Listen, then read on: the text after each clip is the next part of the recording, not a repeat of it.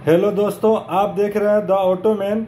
और आज हम बात करेंगे फ्यूल सप्लाई सिस्टम में आने वाली गड़बड़ियों के बारे में, क्या क्या खामियां आ सकती हैं। तो इसके पहले हमने कई वीडियोस में देखा कि फ्यूल सप्लाई सिस्टम किस तरह से काम करता है। फ्यूल सप्लाई सिस्टम के मुख्य मुख्य जो हिस्से हैं, जो भाग आते हैं, वो क्या क्या हैं। तो सबसे पहला हमारा हाई प्रेशर पंप आता है फ्यूल सप्लाई सिस्टम में। उसके बाद हमारा कॉमन रेल आता है और उसके बाद इंजेक्टर आता है। इन तीनों के तालमेल से डीजल का प्रेशर कब कितना बनना है वो डिसाइड होता है। ये सिर्फ प्रेशर बनाने का काम करता है, ये सिर्फ प्रेशर को मेंटेन करने का काम करता है। हर इंजेक्टर पे एक बराबर प्रेशर हो और वो प्रेशर यहाँ से कॉमन रेल के माध्यम से गिनती होता है, और अगर ज़्यादा हो गया तो यहाँ से रिलीज हो जाएगा इस तरह से। और इंजेक्टर जो है उसी प्रेशर को कितनी मात्रा में पिस्टन पे इंजेक्ट करना है वो काम करता है। हमारे फ्यूल सप्लाई सिस्टम के तीनों मेन पार्ट्स हमारे सामने अवेलेबल है, मौजूद हैं। एक हाई प्रेशर पंप, एक कॉमन रेल, पीआरवी और रेल सेंसर के साथ, और हमारा इंजेक्टर। इसमें से किसी में अगर कोई गड़बड़ी है तो क्या समस्या हो सकती है, उस पे इस वीडियो में हम बात करेंगे। अगर हम गाड़ी को स्टार्ट करते हैं और जैसे ही हम चाबी को घुमाएंगे और हमारा ये जो कैम है, कैम ये घूमने लगेगा, डीजल का प्रेशर पंप बनाते हुए कॉमन रेल में डीजल का प्रेशर जनरेट करेगा। 300 बार के ऊपर जैसे ही हमारा फ्यूल का प्रेशर यहाँ मेजर्ड हुआ, इंजेक्टर फ्यूल स्प्रे कर देगा और हमारी गाड़ी स्टार्ट हो जाएगी। आइडल पे गाड़ी स्टार्ट होने के बाद 400 से 500 या 600 बार का प्रेशर पे स्टेबल रहता है, मतलब 600 बार के आसपास डीजल का प्रेशर बना रहता है।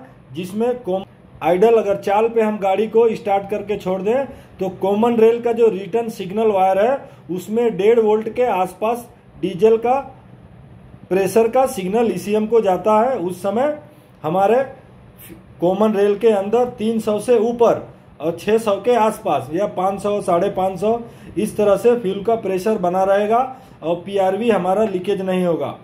तब जब हम एक्सीलेट करेंगे, एक्सीलेटर को दबाएंगे, तो हमारा डीजल का प्रेशर, एक्सीलेटर को दबाने का मतलब है कि हमने ईसीएम को डिमांड किया या ईसीएम से हमने बोला कि हमें डीजल का प्रेशर और बढ़ाना है। क्यों?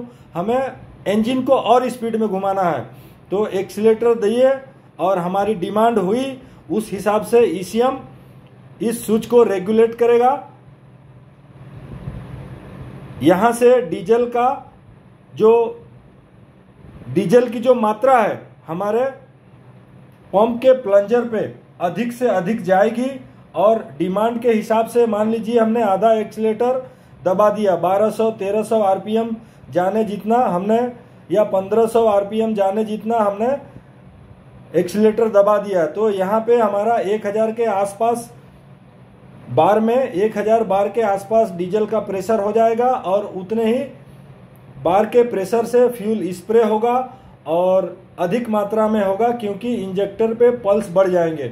इस तरह से हमारा ये फ्यूल सप्लाई सिस्टम काम करता है। और अगर हमने एक्सीलेटर को पूरा प्रेस कर दिया, 100% एक्सीलेटर को दबा दिया, और हमारी डिमांड 100% की हो जाएगी, ईसीएम को सिग्नल जाएगा एक्सीलेटर पैडल पोजीशन सेंसर के माध्यम से कि ड्राइवर ने एक्सीलेटर पैडल को पूरा पुश कर दिया है, पूरा दबा दिया है, उसकी डिमांड 100% है।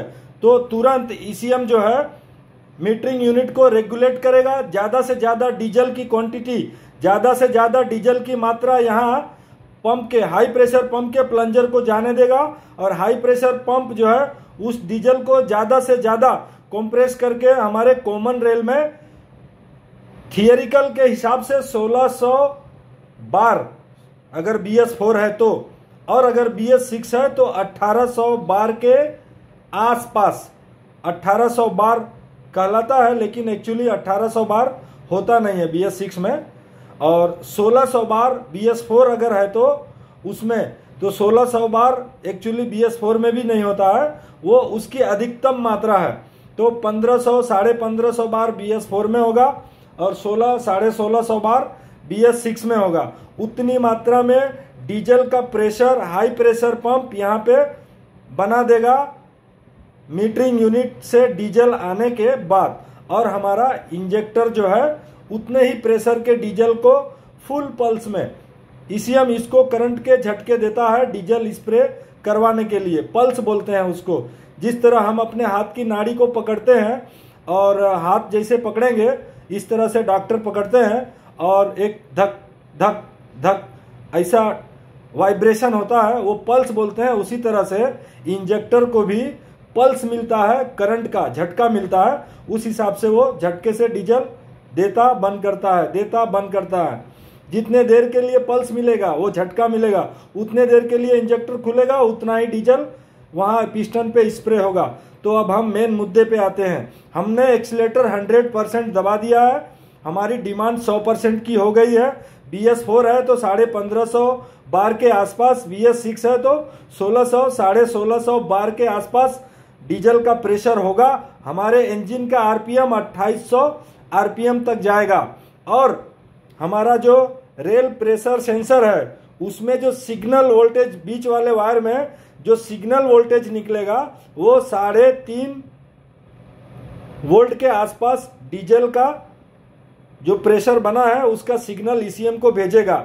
और वहां अगर हमने एक्सीलेटर को दबा के रखा हुआ है तो उस कंडीशन में 3.5 वोल्ट के आसपास या 3.25 वोल्ट के आसपास जो भी डीजल का प्रेशर का सिग्नल जा रहा है वो स्टेबल होना चाहिए एक्सीलेटर जब तक हम दबा के रखते हैं।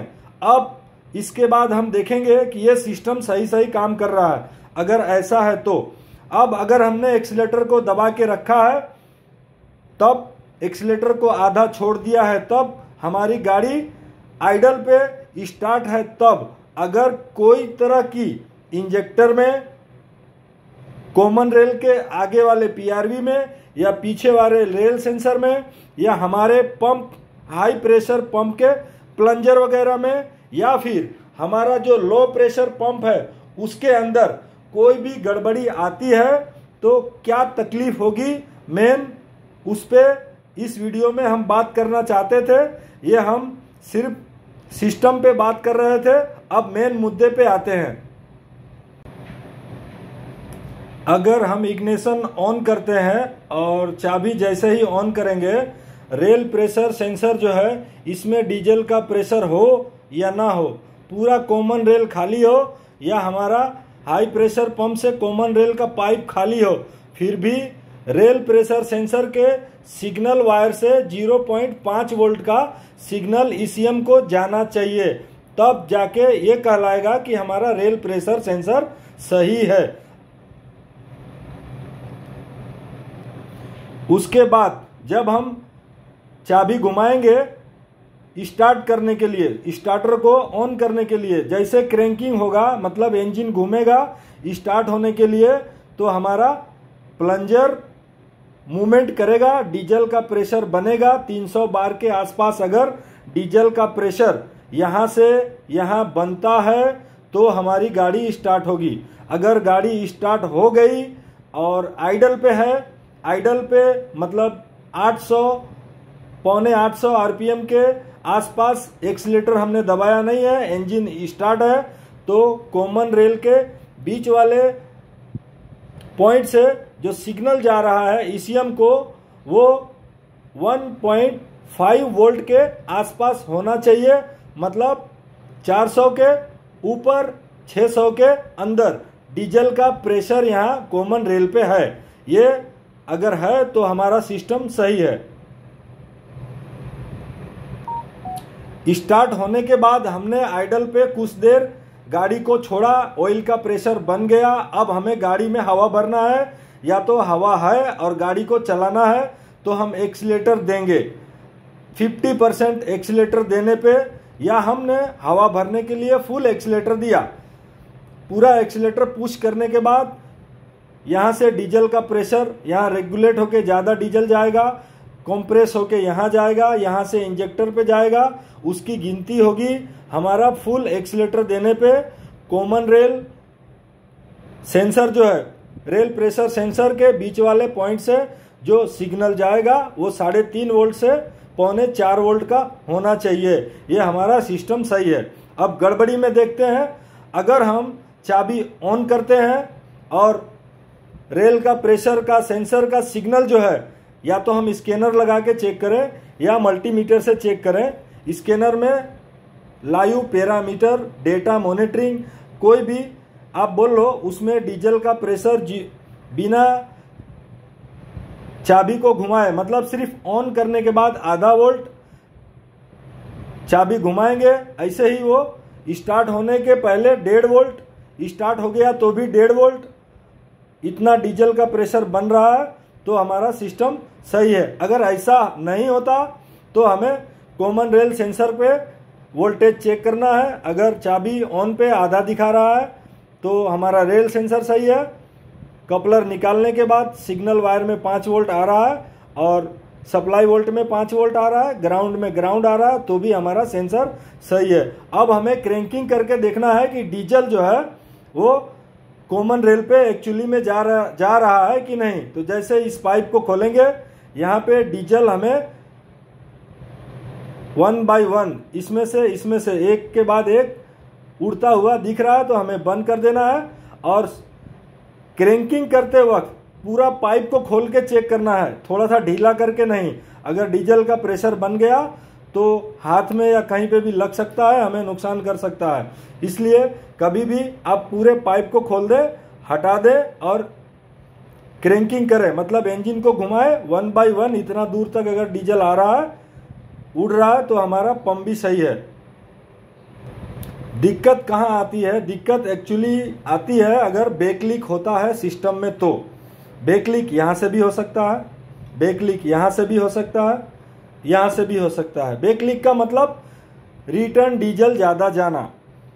जैसे हम गाड़ी को चला रहे हैं, अचानक एक्सीलेटर काम करना बंद कर दे, इसका मतलब हुआ या तो हमारा एक्सीलेटर पैडल खराब है या तो हमारा डीजल का प्रेशर अचानक डाउन हो जा रहा है। तो एक्सीलेटर जब डेटा मॉनिटरिंग चेक करेंगे, एक्सीलेटर पैडल के वायर को हम चेक करेंगे, 6 के 6 वायर में 2 में ग्राउंड, 2 में सिग्नल और 2 में वोल्टेज आना चाहिए। और सिग्नल वायर में पैडल 1 और पैडल 2 में, दोनों में, एक में अगर आधे वोल्ट का आ रहा पैडल 2 में, तो पैडल 1 में हमारा 1 वोल्ट का करंट आएगा। अगर ऐसा है तो एक्सीलेटर वायर हमारा सही है। तब हमें चेक करना होता है कि डीजल का प्रेशर ड्रॉप कहाँ से हो रहा है। अगर कट कट की आवाज़ आ रही है किसी सिलेंडर से, तो उस सिलेंडर के वायर को हम खोल के गाड़ी स्टार्ट कर सकते हैं।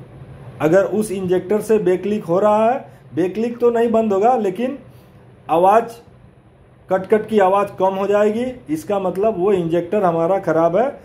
1 बाय 1 हम इसी तरह सबके वायर को हटा के चेक कर सकते हैं। दूसरा, हम जाम नट लगा के, अगर जाम नट लगा के भी हम चेक कर सकते हैं। एक पाइप को खोल के वहाँ पे जाम नट लगा देंगे और गाड़ी को स्टार्ट करेंगे।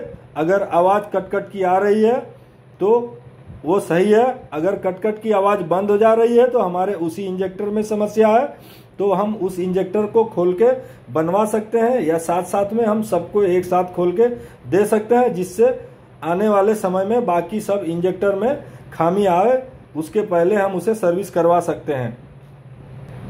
ये क्यूमिंस का फ्यूल सप्लाई सिस्टम है, क्यूमिंस इंजन में अजिंक्या बॉश का फ्यूल सप्लाई सिस्टम है।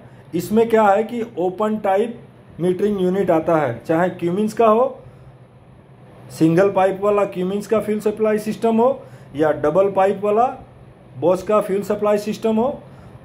मीटरिंग यूनिट अगर हमारा ख़राब हो गया है तो भी गाड़ी स्टार्ट होगी, मीटरिंग यूनिट का वायर टूट गया है तो भी गाड़ी स्टार्ट होगी।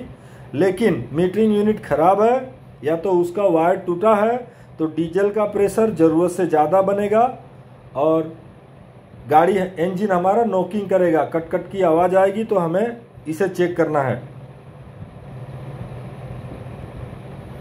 अगर गाड़ी रेस करने पे इस पाइप को निकाल के हम कॉमन रेल से फ्यूल का प्रेशर ड्रॉप हो रहा है, मतलब रिटर्न ज़्यादा जा रहा है, वो चेक करना है। डीजल का प्रेशर अचानक छोड़ता हो उस कंडीशन में तो हमें इस पाइप को निकाल देना है। निकालने के बाद जब इंजन को स्टार्ट करेंगे, यहाँ से आइडल पे चालू है तो भी एक बूंद आना नहीं चाहिए। रेस करते हैं 1400-1500 बार का प्रेशर होता है हमारा, तो भी यहाँ से फ्यूल लीकेज नहीं होना चाहिए। अगर ऐसा होता है तो हमारा पीआरवी खराब है, या तो पीआरवी नया डालने के बाद भी ऐसा हो रहा है तो हमें मीटरिंग यूनिट को चेक करना है, साफ करना है, या तो इसके वायर में वोल्टेज चेक करना है। अगर ये ज़रूरत से ज़्यादा एक्सीलेटर देने पे ज़रूरत से ज़्यादा डीजल का प्रेशर देगा तो भी ये लीकेज करेगा। यहाँ से या यहाँ से कहीं से भी डीजल का प्रेशर ड्रॉप हो रहा है तो 559 एक्टिव फॉल्ट कोड आएगा। और डीजल की सप्लाई कहीं अटक रही है, अगर हमारा लो प्रेशर पंप भी सही से काम नहीं कर रहा है तो भी 559 का फॉल्ट कोड आएगा। इंजेक्टर अगर हमारा कोई ज़्यादा रिटर्न दे रहा है, मतलब बैक लीक बहुत ज़्यादा हो गया है, तो भी हमारा 559 का फॉल्ट कोड आएगा। तो कभी भी एक फॉल्ट कोड कॉमन ऐसा है जो 559 का फॉल्ट कोड जो है अगर वो आता है तो हमें डीजल की सप्लाई सही है कि नहीं वो देखना है। मीटरिंग यूनिट साफ करना है, पंप के प्लंजर से दोनों से डीजल सही आ रहा है कि नहीं वो भी चेक करना है। उसके बाद पीआरवी हमारा बार बार लीकेज तो नहीं हो रहा है वो भी देखना है। इंजेक्टर लीकेज बैक लीक ज़्यादा तो नहीं है, मतलब इंजेक्टर से ज़्यादा रिटर्न डीजल जा तो नहीं रहा है वो भी हमें देखना है। और हमारे मीटरिंग यूनिट और रेल प्रेशर सेंसर के कपलर ढीले तो नहीं है ये भी देखना है। दोस्तों अगर गाड़ी में स्टार्टिंग ट्रबल आता है तो हमें क्या देखना है, तो लेट स्टार्ट होती है या गाड़ी स्टार्ट नहीं हो रही है तो सबसे पहले हमें डीजल टैंक में डीजल देखना है। डीजल टैंक में डीजल है और जब हम हैंड प्राइमरी को टाइट कर देते हैं उसके बाद हमें लो प्रेशर पंप हमारा अगर काम करता है तो फिल्टर के पाइप को हटा के देखना है। जो मेन डीजल फिल्टर है इंजन के बगल में, वहाँ डीजल आता है कि नहीं, वहाँ आता है तो उसको पाइप को लगा देना है। और जब हम सेल मारेंगे, क्रैंकिंग करेंगे तो यहाँ से डीजल आना चाहिए। यहाँ डीजल नहीं आने का मतलब है कि हमारा लो प्रेशर पंप में कोई समस्या है। ये जो हमारा हाई प्रेशर पंप है ये तभी काम करता है जब हमारा लो प्रेशर पंप 6 से 7 बार का डीजल का प्रेशर यहाँ मीटरिंग यूनिट के पास देता है और वो डीजल प्रेशराइज्ड, मतलब 7 बार में प्रेशर में कॉम्प्रेस्ड डीजल यहाँ जाएगा तो ही ये उसको हाई प्रेशर में कन्वर्ट कर पाता है। अगर हम डीजल टैंक के पाइप को सीधा यहाँ लगा दें, लो प्रेशर पंप में कनेक्शन ना दें, हमारी गाड़ी कभी स्टार्ट नहीं होगी। क्यों? क्योंकि high pressure pump zero pressure के डीजल को हाई प्रेशर में कन्वर्ट नहीं कर पाता, उसे कम से कम 6 से 7 बार का प्रेशर में ये कन्वर्ट करेगा हमारा लो प्रेशर पंप। उसके बाद हाई प्रेशर पंप उसको चाहे जितने बार के प्रेशर में दबा सके तभी वो काम कर सकता है। तो कभी भी अगर यहाँ डीजल नहीं आता है तो इसका मतलब हमारा हाई प्रेशर पंप खराब हो गया, ऐसा नहीं है। लो प्रेशर पंप को हम खोल के साफ कर सकते हैं। लो प्रेशर पंप का लाइन जाम होगा या उसके अंदर कोई गियर में समस्या है तो ही हमारा लो प्रेशर पंप काम नहीं करेगा। तो कभी भी हाई प्रेशर काम नहीं करता है तो लो प्रेशर पंप को जरूर से जरूर चेक करें। ये डीजल का प्रेशर 6 से 7 बार का जब तक नहीं बनाएगा तब तक हमारा हाई प्रेशर पंप काम नहीं करेगा। दूसरा, अगर 559 का फॉल्ट कोड आता है तो हमें मीटरिंग यूनिट को भी खोल के साफ करना है। साफ करने के बाद मीटरिंग यूनिट के ऊपर ये जो बेंजो बोल्ट आता है यहाँ पे ऊपर वाला, ये रिटर्न का बेंजो बोल्ट है। ये फिल्टर से यहाँ लो प्रेशर पंप से फिल्टर में कनेक्शन जाएगा, फिल्टर से मीटरिंग यूनिट के पास आएगा। ये डीजल यहाँ रेगुलेट होके पंप पे जाएगा मतलब हाई प्रेशर पंप के प्लंजर पे, और जो बचा हुआ डीजल है यहाँ से इस बेंजो बोल्ट के माध्यम से यहाँ पे जो रिटर्न वाल लगा रहता है एक, वहाँ से टैंक में रिटर्न जाने के लिए जाएगा। एक टैंक में रिटर्न यहाँ से जाएगा, एक टैंक में रिटर्न हमारा यहाँ से जाएगा, और एक टैंक में रिटर्न हमारा यहाँ से जाएगा। ये तो 3 हो गए। एक चौथा रिटर्न भी आता है।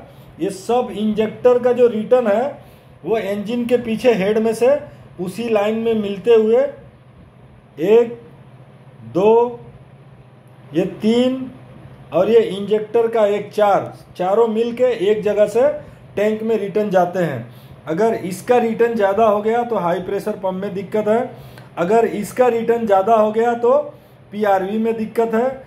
आइडल में या फुल रेस में यहाँ से डीजल नहीं निकलना चाहिए, निकलता है तो हमारे पीआरवी में दिक्कत है।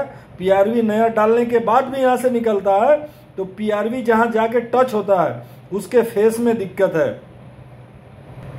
यहाँ ये जो फेस दिख रहा है, ये चपटा भाग जो जाके टच होता है इस तरह से, ये वाला ऊपर वाला, या तो अगर नया पीआरवी डालने के बाद लीक कर रहा है तो ये जाके जहाँ टच होता है वहाँ से फेस में दिक्कत होगा तो यहाँ से आएगा। तो पीआरवी नया डालने के बाद अगर लीकेज करता है तो हमें सामने अंदर कॉमन रेल को खोल के इस तरह से घुमा के यहाँ जहाँ टच होता है अंदर उसके फेस को चेक करना है।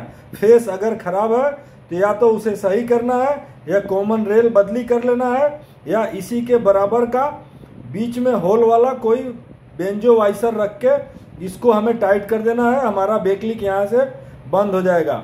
अगर इंजेक्टर से ज़्यादा बेक लीक जाता है तो हमें इंजेक्टर को चेक करवाना है और उसका काम करवाना है। और यहाँ से अगर गाड़ी स्टार्ट करने के बाद 30 सेकंड में 1 लीटर से ज़्यादा डीजल निकलता है तो हमें इस बेंजो बोल्ट को बदली करना है। किसी जार में हम रोक के चेक कर सकते हैं। और अगर हमारा पीआरवी जो है, पीआरवी अगर खराब हो गया, रेगुलेट नहीं हो रहा, फुल ओपन होने के बाद जाम है तो इसको बार बार लीक करेगा। तो पीआरवी नया डालने के बाद कभी भी अगर यहाँ से लीक किया तो आप इसके फेस को भी चेक कर सकते हैं या इसको भी चेक कर सकते हैं। इस तरह से हमारे फ्यूल सप्लाई सिस्टम में कोई भी गड़बड़ी आती है तो आप उसे ढूंढ सकते हैं। ये जो हमारा मीटरिंग यूनिट है उसको अगर हिलाएंगे, अगर इसका एलिमेंट फ्री होना चाहिए, ये आप शायद आवाज सुन पा रहे हैं, टिक टिक की आवाज आ रही है अंदर। इस तरह से इसको हम कहीं ठोकेंगे हाथ पे तो ये एक अंदर से टिक टिक की आवाज आनी चाहिए। अगर आती है तो हमारा एलिमेंट फ्री है। अगर एलिमेंट पूरा ओपन खुले हुए में अगर जाम हो गया है तो इसको बार बार लीकेज करेगा। अगर एलिमेंट पूरा बंद में रुक गया है तो डीजल का प्रेशर नहीं बनेगा लेकिन हमारी गाड़ी स्टार्ट होगी। तो स्टार्ट होने के बाद नॉकिंग करती है तो भी इसमें दिक्कत है, और डीजल का प्रेशर नहीं बढ़ता है तो भी इसमें दिक्कत हो सकती है। तो इसे चेक करना है। ये जो पीछे 2 पिन है, अगर इसके कपलर को निकाल दें तो हमारी गाड़ी स्टार्ट रहेगी लेकिन नॉकिंग करेगी, कट कट कट कट की आवाज़ आएगी, मतलब डीजल का प्रेशर ज़्यादा हो गया है। इस तरह से आप फ्यूल सप्लाई सिस्टम में आने वाली गड़बड़ी को ढूंढ सकते हैं और उसका निराकरण या उसका इलाज कर सकते हैं। तो इस वीडियो में बस इतना ही। आगे और दूसरे वीडियो में बात करेंगे। तब तक के लिए धन्यवाद।